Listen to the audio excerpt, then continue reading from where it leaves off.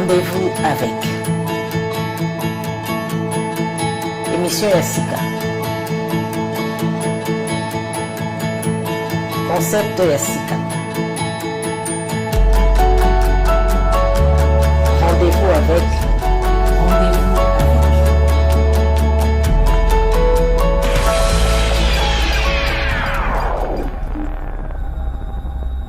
Bonjour, bonsoir dans tous les coins et recoins du monde, là où vous vous trouvez, les amis de Kouli Media TV. Moi, votre humble servante Zizou Zidane, Zetamnene, Dengibolinga Kobengelanga, Naza Awalelo, Nafikin, Liboso Nabino, Pona Kosola, na Moko Abino, Obolinga Mingi, Obosenga Kitoluka, Maman Milo Star, Milo Camar, Milo 50. Alors, vous savez pourquoi Zara Maï Grande, pourquoi Zara 50, pourquoi Zara Maï Grande, pourquoi Zali Camar, pourquoi Zali Bongo, donc à expliquer en long et à large. Lelo awa na fikina leba wa papa et Landi Bango, Kouli Media Lelo et Koluka Milo Star que je salue. Je dis bonjour. Bonjour Evelyne Lobota. Merci. Moi la 7e rue.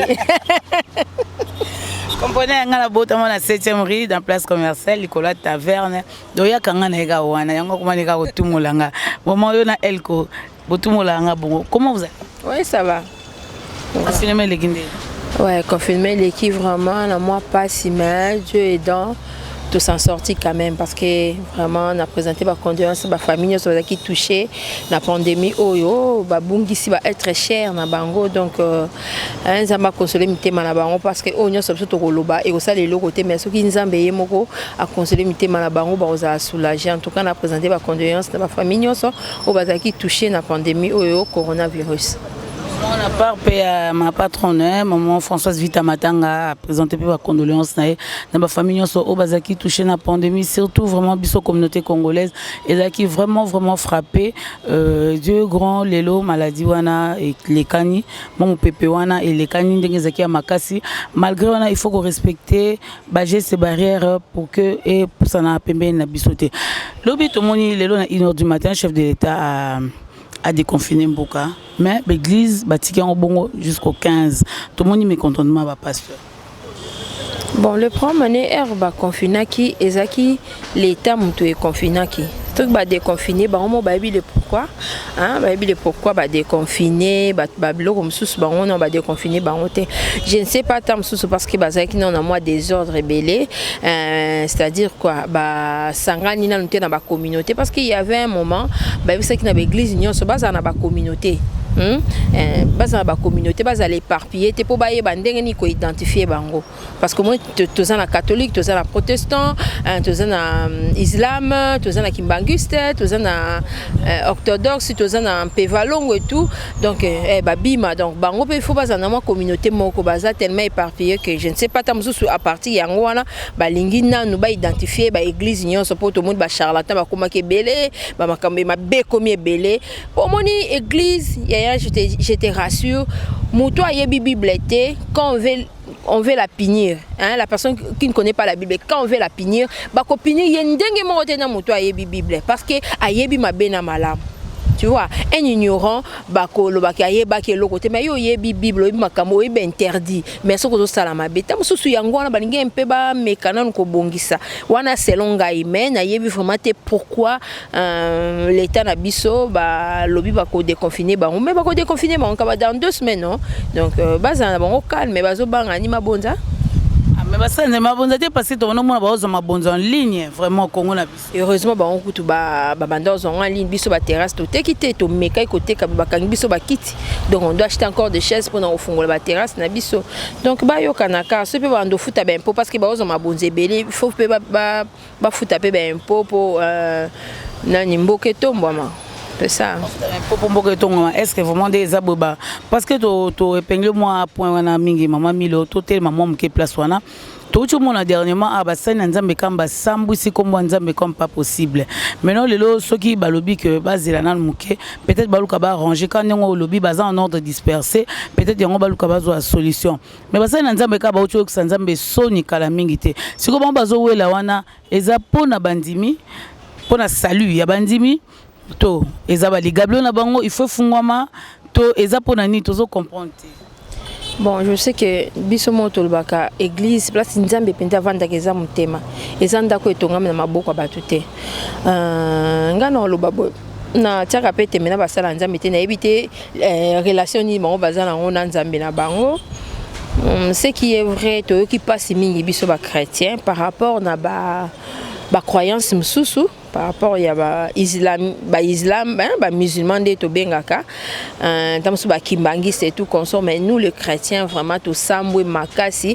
au vie aussi de tout le monde to monde pendo babaka o ya nkuke bimi na poisa donc mingi penda to comprendre que basali nzambe mingi obiso to croyaka na nzambe na bango bazana ba nzambe na bango mususu c'est pourquoi moni makambo zo tambola te. Tu vois, ce qu'on a une église, oyo, pasteur na yo, azan nzambe mususu, azan na vrai Dieu, le Dieu tout puissant, obiso tozo sambe la Dieu de la Bible. Yazan nzambe na mupandi, azozwa loboko nazo mamolo likolo, ya mutuna, ozozwa mbongo nezo pesa. Le mbongo nezo pesa ke na tamsu na mai pa mami wata. Tamsu ameme on na cimetière et pa ya ba bakufa. Yo okopambwa matin. C'est pourquoi je ma bezo côté belé. Moi je vois chez les blancs ceux qui m'ont dit la sambela solo. Ceux qui sambela raté. Ceux qui kitiste. Zalo kitiste. Ceux qui chrétien, zala chrétien. Pourquoi vous mélanger? Vous mélanger pourquoi vous avez banzambe na mila bikioko. Ata tangi na Bible bato nyoso bakima kanzambe. Babi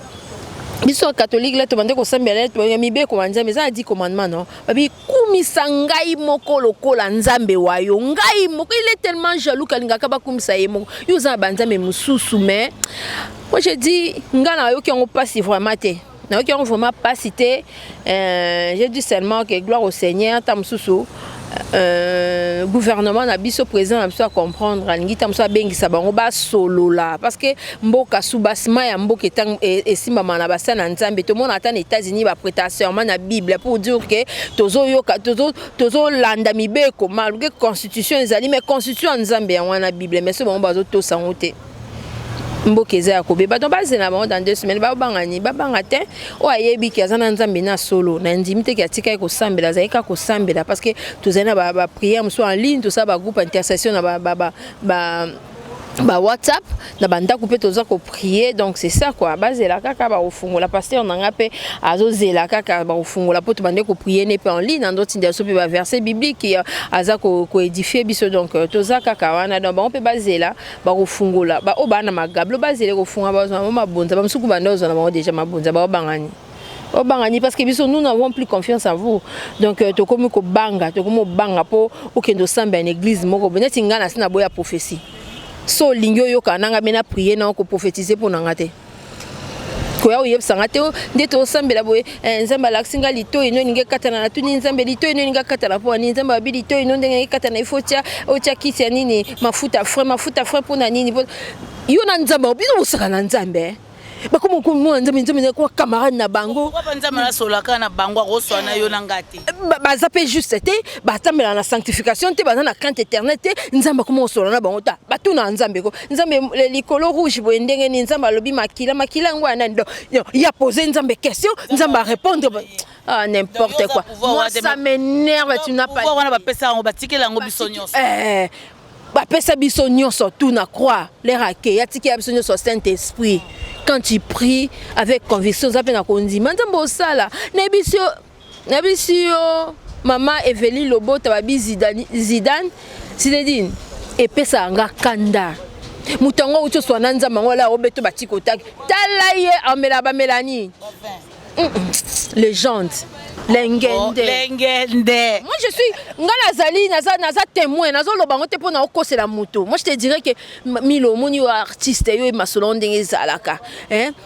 ba vitalo ana changer nga ba pesa ngata ata ti wata légende moko bokela nga ona mutuka na mela na seki mila se bozana na ye na mutongo ba ki matanga atei na matanga na veni na biso na famille wana ba ebi homme de Dieu ba opese confiance mais abimoni basango basala bien ba ya penza bango ba melaka na bango za tabute muta memela biso ba église de réveil yoyo acha bango na kati hypocrisie baganye sala bango tirbo na badope mama nanga babala ona so longo baza en place na ba tiela ba milanga matina soki ba somi les jeunes balongo ka ba tiele matina ya et puis ba beta ngo ba be sa te longité mo neti ngamilo na mela bière mais so na mela neti les jeunes c'est ta mère un peu, hein, mais bango. Yo kasika. Ouais, bon là, bandi gocha. Chika kaka boni. Nanga biso ke munoko na tour de Babel yangwana. C'est-à-dire qu'on a biso l'air Saint-Esprit qui taka l'air nzamba a kitisa Saint-Esprit là ba ntoma ba porte nyoso bazaki na ndaku munoko nga nazo loba na loba munoko ya mboka na bino yozo yo kango. Ozo comprendre nga naza mongo me na loba chiluba nazo loba kiyombe nazo loba makamu nyonso tu mutu nyonso azo yoka na munoko na ye nga na loba nga kimongo me yo kango chiluba okuna zo yo kango swahili okuna me ya bango munoko lango bango baloba ka baloba munoko nini interprète azapete nzambe ya likukuma nalobi nzambe nazo pamba laissez tomber. Milo vraiment est très fâché, bandeko chers internautes, comprenez, Aza vraiment très fâché parce que to kumba mingi, to kumba mi toke, to comme na moment moko bo nzambe ye moko ala kisi bisote ye moko nzambe parce que quand tu bosara na kuku biso to zala raté. Tant losi bino na poisa biso ndete yo comme on a parlé biso to moni. Milo Kamara, kota la bango ndenge ba uti osala ba bunyo soto to moni ba sali ba bineli banzambe na bango ba yembeli banzambe na bango ba sali mokili ba kena ba secteur ba kena boye est-ce que vraiment bandimi wana ndenge ba continuer ko kendo wana et ozala pona salut vraiment au bato ba kena ko bon baza ba sala nzambe kande na lobaki na yebi relation na bango baza na nzambe te ndeni nzamba yamba bango po total pe na bible bandusu bazalaki omona na totali ba Saul wana bazalaki ba persécuteur nzamba azuye donc na kokota na makam na bango te mais je dirais seulement que tokenda l'église pas pour le pasteur tokenda l'église pour na le salut hein tokende ko luka kolo yesu po mukolo ko kufa otelingana te parce que soto compter car pour soto le bato nyonso bande ko kende po na bato na l'église lelo soto zongi na déconfiné ba déconfiné boyo mo na l'église muta ozala te donc bato ba ko sila mais comme bato ba kendela mutu te ba kendela nzambe ba continuer ko sambela vous comprenez ba continuer ko sambela ngape nazo senga peuple de Dieu to luka nzamba solo to luka nzamba bible to luka nzamba ba prophète te to luka nzambo a bible o avandi na kati ya bible ayebiso to luka ya komi monisa azaka wana na kati ya bible maloba ne eza wana ebima libanda te to luka biloko ezo sepesa munoko te ba prospérité muteye ko bebisa mokili oleba te ya biso ba sanctification hein comment ko se sanctifier pour mona lola dans apocalypse nga ya Claude na bande liboso na baté ya Claude makoma kasa tanzamba ngo benda je commence à te lire j'ai dit mon frère a tellement raison que so na comme Lucas qui a publié na Facebook na Lucas na tanga e kaka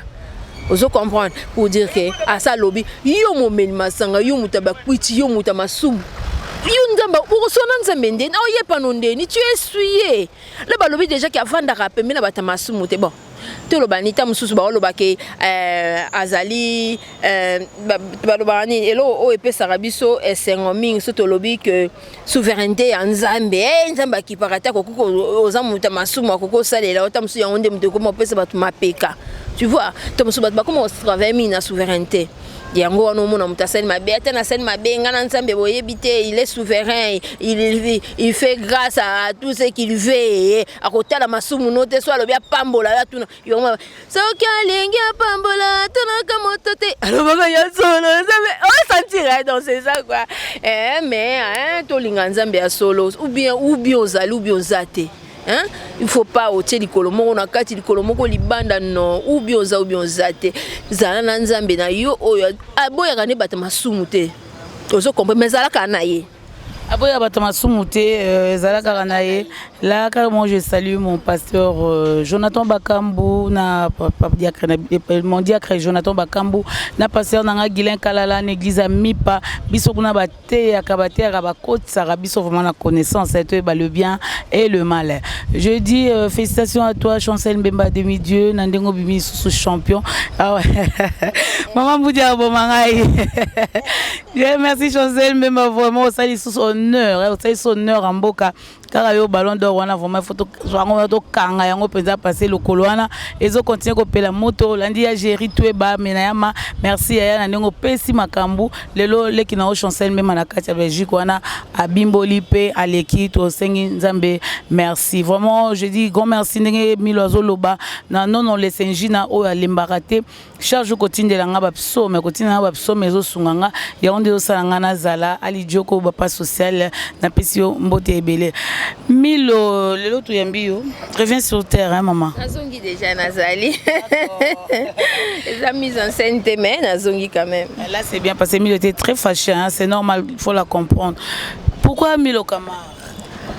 taille 50 hein taille 50 ah donc taille 50 taille 50 on soko au pesanga cadeau utali na pantalon utalika so bakomi 50 ezanga so ata na chemise 50 en tout cas na yeso iratakate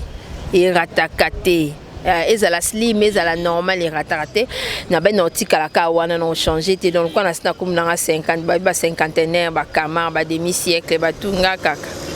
na kati wa cinquantenaire ba kama ba demi siècle ba 50 ba 50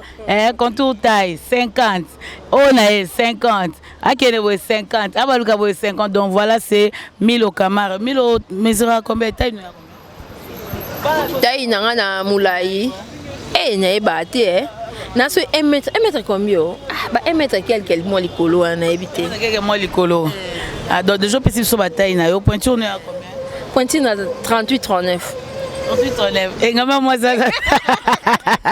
engama moi ça 38 39 makola basi yango wana olinga olia ni Milo linga musuni sizo mtu mnene Milo nazafuna linga musuni na linga nyama mbisi naza forestière ya chez nous hein c'est la viande faute nangate faute nde bakolisa biso mwa mbisi mwa mingi mwa nyama mais sikonde na kolinde ta mususu nde bakomolo baka munene il faut un peu beaucoup de légumes mais en tout cas na linga musuni so lambe linga musuni vraiment na lia kango avec appétit ata les accompagner na légumes na oliango vraiment avec appétit donc nazala te ke on a vena lia pondu kala et la c'est na monyoka na lie na kantango te na kantaka musuni horoscope na yo Milo naza bélier oza bélier groupe sanguin na naza au positif hein au positif pourquoi ba tutu ba olobaka au positif Christian Soumaï eza farce parce que tout le monde ba olobaka au positif groupe sanguin bon ezalaka neti groupe sanguin za neti tozana deux groupes na groupe sanguin tozana au positif au négatif na groupe mususu ezalaka na AA AS SS bablo mwa bongo tenga AA yo AA ngata na kutana muta SS na bota mwana kitoko bien. C'est important que groupe sanguin c'est important parce que l'électrophorèse hein parce que l'électrophorèse ne ba groupe no wana donc tous en net na ba deux groupes mais o ezalami tous amena au positif na au négatif donc ils a vraiment fréquent et pas ba ko cité ba bi vérité Milo, tu es trop intelligent. Là, on est même au salle théâtre. Tu habites au théâtre, c'est un salle mabé. Mais au lieu s'appelle le comme sous pemene, mais on se base plus dans le salle théâtre. Conjoncture. Ah bon, donc Milo salle théâtre pour la conjoncture. Pour la salle théâtre pour la conjoncture, théâtre nano ezali iné et puis dessin ka Nzambe, des salakana se retrouver na théâtre. Pour na sa classe à théâtre mais classe on a sali tam suso na zwa ki musala ya classe wana tam tenga na tika théâtre on a bi conjoncture parce que naza gradué en gestion financière vous comprenez je pouvais aussi travailler quelque part comme mes amis ba collègues na tout tanga na ba comme nga na zwa na salate et on a bi conjoncture donc na zwa vraiment chance wana msalate malgré na côté na fonction publique na age tam suso et naza sous ma capacité o nazala ki na on a jeunesse na ngai o ke na ko ke msala tongo donc ezate et natikala na msala o théâtre eza art et zelo na botama nango yango pe na profiter ba bi ba talent na so za nango ko négliger ngo te koto so esimbi te koto ezo simba osani koto so simba ozo obligé ka olanda côté ezo simba ba femme forte hein le maman Françoise Vita Matanga na Kuli Media TV donc bon ba sara pinza bazo baba sur bazo défendre pendant mboka voilà hey, maman Françoise bisou à trop wana penda maman elle est azaki directrice en Africa TV vraiment à Simba Kiango na bien on a RTNC bi ki bazai ba sœur oyo soki a osa l'information au talien à 20h au sentir que oh ba comme ça ba gaffe na rate na nini Maman, botikela bango lote. Bo expliquer bango soko vandi devant caméra ba sa rande ni pour ça l'information. Bino kutu bozaki non ne comme numérique te bozo tanga na nini bino mando ko tanga la bo. Tali bo lobby bango kutu bo tanga ona nini na télévision mais bazo ko kotala te. Ba teli ependa bon ordinateur makambu ba lobby yango wana ma ko kotanga te ba faute yo journaliste mobimba na édition à 20h. Au café. Bon, on continue toujours à apprendre, on apprend toujours, on va apprendre un message, non? Apprendre parce que tout ce qu'on est à apprendre, muto comme dans le sommet à Zalité. Mais l'objectif n'est pas de monde. Objectif nangai depuis nazala ki kokola ngai vraiment milo na ki fona za moi so ba otanga komone na mboka o. Na bande ko ngami ko défendre basi. Sous la classe bande ko benga ngai nga naza nani oyo ba benga wana bato ba nani comment on appelle ça mbudi bato ayenteza banani bato ba défendra ba travailleurs et tout comment on les syndicats ba syndicat nazala mingi syndicaliste c'est-à-dire na vie nanga je défends les autres que moi ata na classe ata na yese na biso ezaki nga ndo monaka basi bazonyo kwa et pas ba prof moi ça za mayele me ba oluka mingi nzoto donc ebande ko énerver ngai me nazaki la voix des sans voix. Mais si le basi baza victime parce que moi soit que luka musala azana asali passer ba tepene l'équipe bien mais pour ba engager c'est tout un problème il faut dans nous aller kanaba. Lo pendant nga pendant ça na vie nga vraiment yangwana mais ekufélité parce que déjà naza muke nazaki na kacha Ligue zaïroise des droits de l'homme na Lizado nazaki artiste associé aux droits de l'homme nazaki komona ndeni il faut ko défendre mboka na yo bandeko na yo peuple na yo et puis nga ndeko luka ko se baser vraiment na droit de la femme. Tu vois, yango wana penza na ndeko linga mais na sali yango vraiment nanuté nango na musalo tinde na sala groupe nanga théâtre nde na sali groupe nanga amigo na eloko penza liboso na lingaki artiste nyonso o aza capable ya ko œuvrer o aza na musala na ya sala yango bien sans contrainte. Donc epanga na nga mwasi donc na robima na ote pona pesa rôle viens chez moi yaka ozwa rôle na osoko yebi ko sala musala po mutu musupe bakosa ka yebi na ete ba aligner ta comme ba boyinga ka pona inyana te ta muso akosi mais na venez. Tu vois, il y a un pendant na sala penza groupe na sens wana et puis na linga pe kakata prese lombe so botuni abande makambo bato mwana bande ka kokoto mwa bi milo syndicaliste nga bando benga syndicat makambo na ngate na koti poka na lukana défendre o bani balongola wibe o wiba senga bi président wiba zaye mo tento zaye biso nyonso yandi mo salobi ka wibe poani biso so zaki na yandi mo spazalaki directement sanction o balinga ki ba pesa ye ba diminuer ngo par rapport ya témoignage na ngai. Tu vois, donc nazala vraiment so likambo ezali na linga koloba donc objectif nanga na vie pendant na musao na ça na olinga basi bazala ba forte femme basi bazala objectivité te quoi hein parce que basi ba koma biloko pamba basi bango mo ba okanta bongo nde otangi mama vita matanga wana mama vita yo comme c'est obligé na ndeni azana mayele nae hein no basi Hôtel chez maman Boudi nde tozadina auto sala émission maman Boudi comment ba scénario belé ko lekana président na. Oh Milo. Ouais président boda comment vous matin. A jouer bien mais il n'écrit pas. Ouais, il corrige aussi à corrigeaka. Mais je ne sais pas s'il n'a pas assez de temps pour nous recommander mais ils a vraiment ça na été. Maman Boudi komaka, ngapi na koma ba komaka. Na sens wana. Président na président bodo. Donc c'est ça et on a une gapenda basi base à la respecter na mboka oyo parce que au moins si mususu azane pe ministre mais batie wana parce que au moins est simbité donc basi bazela bato to kenda classe professeur moko to ça l'examen moko to futa minerva ndenge mo na mibali donc so toke na musala tokilakisa nanu te nani biloko nzambe apesa biso oyo marchandise na biso epolaka te totambolaka nango ne kolakisa ngo nanu te kende nanu avec ta tête là. Si tu as une tête bien faite, vas-y d'abord avec ta tête. Pesa na makambu na musala kokende ka te bo o matisi nasto na non yango no monike makambu so ezobeba. Donc nga penda objectif na ngeza pour na défendre menda basi o baza maturiser o baza suni. Donc basi o bazo souffrir, donc c'est ça quoi. On a basi o bazo souffrir mais le soto ke ozo défendre basi o banda déjà ko défendre basi ezaka lutte na on a vu na yo un mot on a vu le femme violée na est partout parce que violé à kana est même à basi baza violé elo nyo salaki pas ni no salaki obiki boka kimbela boy même boka ezong salaki ote est-ce que boka ki moi cri de détresse wana que basi baza violé basi ba violé car na est basi ba violé partout même à na ba bureau pose comme ça basi ba violé na banda ko mabala basi ba violé donc un mot pour na mibali.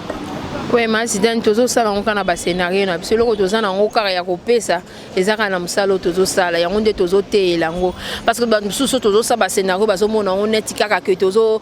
sa ba aventure te to ezaka façon na biso ya ko rendre tam sous justice façon na biso ya ko fungola ba kondi misu façon ya biso ya ko fungola ba kondi matoi ba mona ce qui se passe yango to kenda na kana ba scénario na biso et puis ndenge Facebook koma tozo koma kaka tozo commenter tozo loba parce que au sala nini neti yo olingo kende est ozana o apena mo kende est na mona kinani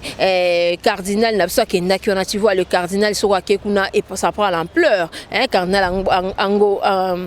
comment cardinal sonne ambongo cardinal kenda ki tu vois biso yo atoke yo moni ba mama na avec na mec bozuna yo opesi mutoganga zate. Mais la mutema tozana bango toujours nous pleurons biso ba maman de mon rata ce tozo tala tandenka image à pamba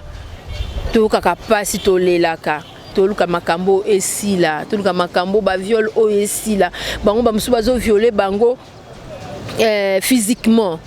ba viol musu c'est mentalement moralement basi baza violé vraiment musu avant nganda ku ba finga ka chaque jour alamba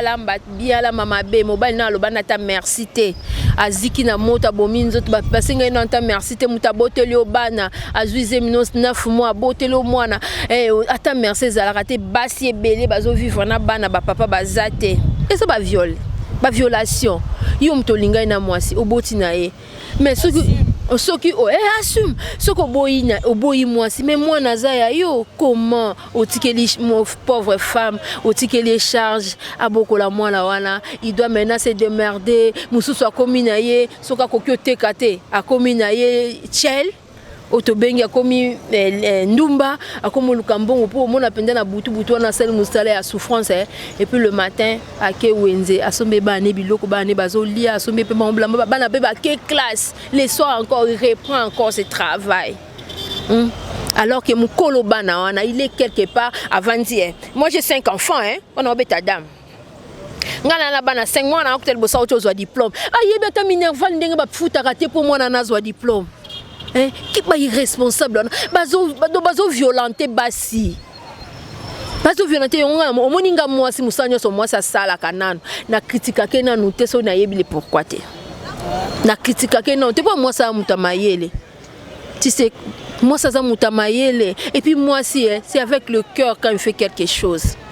Parce que moi, tout va moi si moi les attendez, que la femme ne réfléchit pas avec sa tête, elle réfléchit avec son cœur. Oui, nous réfléchissons avec nos cœurs. Tout ça, ta mawa, ta compassion. Tolinga komona muninga na pasité. Moi si mso alinga ka poser na la gomme, oza un logo te mo atali ka veni to zala bien. Andimi aboteli obana na moment wana. Mais là ozimbongo yete o changer mususu. Ole ye kaka te combien niveau na été? Niveau na été. Moi so à niveau na ngate. Aibi ku français te. Ah, so na batunya ebolia na nani inte. Langage qui blesse franchement. Ebolia na mesate. Abolia na mesate otiki na bana wana bana o baby français te okeluka mwasi moko boye soki pe ya mundele soki pe ya ndenge nini o moni ata ya cigarette soki ya guitare oboti ne bana o wana sko otiki li charge. Ah non, c'est pénible Dieu va m'en venir. Vraiment, c'est pénible. À 10 000, Dieu va vous punir. Il faut vraiment que kango ko pesa mninga charge te soki ozana moya ko bokola te tant mieux pas ko bota il faut s'abstenir ko bota dans te tant ko mi prêt ko bota oboti pour ne pas o tungisa molimo pe yande ko mususu peut-être ngazo ligne moko boye azu yango te parce que azo gizemi nayo tango bebisele nzela wana nzela na ye wana kangami yo pe koto bebisi nzela na ye donc obebisi vie na ye donc fardo ya vie na ye ekozala epa na yo. J'ai dit déjà un grand merci à Géry Tonde Loi et Paiwa Pozali vraiment nzamba mona yo merci susu na ndenge osaki moi geste wana mon président à vie Bruno Lubika depuis les États-Unis. Merci mon président à vie Bruno Lubika na pesio bambote et belé là déjà on s'achemine vers la fin avec Milo Kamar. Milo, si tu as un mot, au pesa bateau numéro nayo, adresse électronique nayo, un mot, un conseil, et puis bateau au pesa bambote na émission au pesa. Si on a un loba, na moto moko a bien, papa moko bien, tonton moko bien, na fondation naye, papa Blaise Kalai. Ma lobby, ya lobby servir. C'est mon devoir. Azui na eka servir neka bateau, asunga neka bateau. En tout cas, papa Blaise. Place aux alliés, nzamba pambola yo, misalo zo sala e monani. Oza musika na Afrique du Sud mais awana lemba. Fondation ezo est vrai na matedon mo amba ezo est vrai na chango ezo est vrai na lukunga ezo est vrai donc en tout cas papa na biso Blaise Kalai na fondation na yo okendeka liboso nzamba pambola yo nazongi pa na mama Zidane wana penda na lobaki avec mon cœur parce que les femmes hein nous parlons avec le cœur donc c'est ça. Ouais, pesi banani mbote. Na pesi mbote na ba acteur na nganyoso o nyoso babima na muchopo 1050 na pie bino mbote partout boza na monde na biki bo panzana kande to sali groupe na biso ya bana migo donc na pesi no bambote mingi famille na ngai les amis de 1050 baninga bandeko bazo soutenir 1050 na musala bazo sala na ba idée wazana ngo na ba projet wazana ngo bazo linga ezala réaliser. En tout cas, on a pesi bino sous bambota trop, on a remercié bino bozo lembate vraiment boza vraiment ba vrai mécène parce que bozo financer le moko en retour. Tam so bozo le côté là bon mona ke bozo financièrement bozo le côté mais boye ba ke bozo le ko kande na ote ko loba tozo teya na misala oka tozo sala na ba scénario na biso tozo pesa ba mbela e pa ba kondika na misala tozo sa donc ndenge bino bozo soutenir biso bozo faciliter biso mungongo na biso e koma e pa ba kondi donc merci beaucoup les amis de 1050 Annie Orlando Nantes ma fille en tout cas je t'aime beaucoup Nayel maman de Kiana papa Christian Mutiemo balobi mon manager Asimbimbi Aspirine Mbimbi di Kofia Moto donc yewana zali na ngai wazo soutenir Abike artiste ngai vraiment Milo Kamar na lingi penza Kamar ngo ko mapenda ya solo donc ya solo toza wana donc ba comédien nyonso ya Congo na pesi no bambo théâtre na lobby together tabat bazo bato yokana rate biso yebi to yokana ata ba lobby toza na kisi biso to yebi to na kisite donc ndenge makambo onde ezala biso na toyebi ke to na kisite poso tozali na kisi mais totongi ba immeuble comme non totongi ba immeuble te to na kisite mais mutu na biso ka ezosala nini ezosala donc na pesi susu Paulin Wanga na fondation na ye Paulin Wanga pe na pesi bambote belé place ozali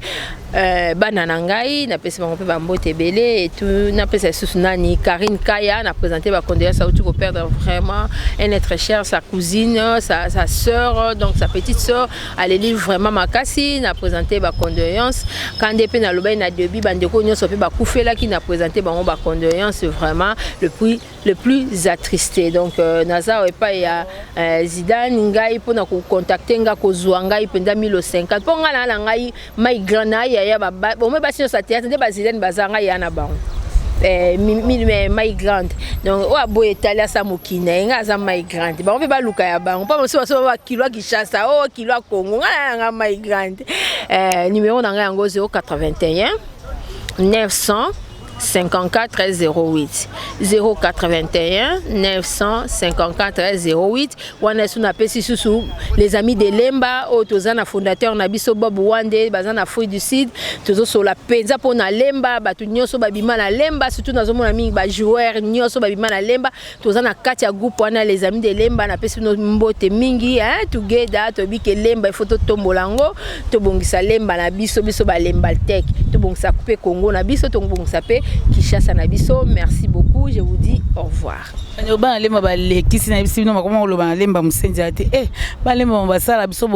Là carrément je dis bon séjour à toi Guigui Bokole, mon ami personnel, hein? Mon ami personnel Diogo Guigui Bokole la pesio vraiment bon séjour ndenge okiti déjà ma belle. Mago bengate me ba singa donc dans ces pays nous a déjà ma belle, pourquoi pas l'honorable Alpha Bokole. Président Langai Kaizarage honorable Labiso Milo senga sous micro non lemba bazabo vraiment maman Zidane Nathalie non penza na caméra